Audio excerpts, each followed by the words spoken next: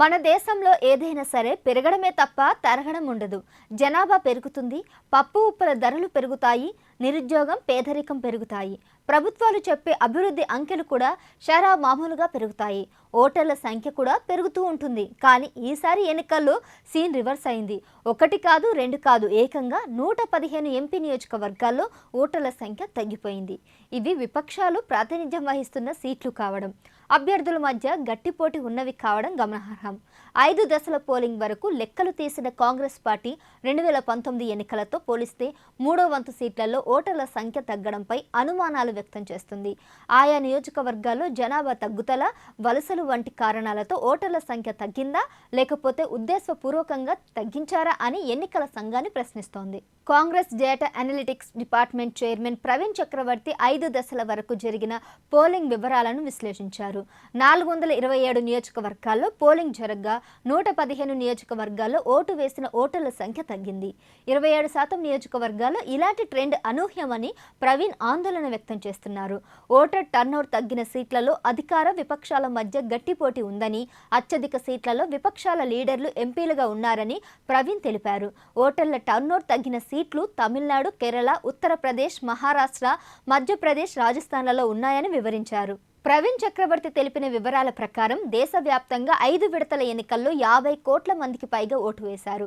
2019తో పోలిస్తే ఇది 4% ఎక్కువ. అయితే అందుకు ముందు లెక్కలతో పోలిస్తే రెండింతలు తక్కువ. 2014తో పోలిస్తే 2019లో 5 దశల పోలింగ్లో పోలింగ్ 12% పెరిగింది. ఈసారి 4% పెరగడం అసాధారణమని ప్రవీణ్ అన్నారు. వృద్ధ ఓటర్లు చనిపోయినా కొత్త ఓటర్లు చేరికతో సాధారణంగా ఓటర్ల సంఖ్య పెరుగుతూ ఉంటుంది. టర్నౌట్ తగ్గిన 115 నియోజకవర్గాల్లో భారీ స్థాయిలో వలసలు, ప్రకృతి విపత్తాలు, అదేవిధంగా నియోజకవర్గాల పునర్విభజన వంటివేమీ జరగలేదు.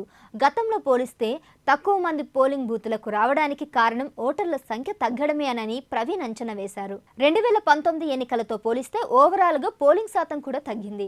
ఒక్క 4వ దశను మినహాయిస్తే అన్ని దశల్లోనూ పతనమైంది. 2019లో తొలి దశలో 69.4% నమోదు కాగా ఈసారి 66.1% నమోదైంది. గత ఎన్నికల్లో రెండవ దశలో 69.2% రికార్డు కాగా ఈసారి 66.7కే పరిమితమైంది.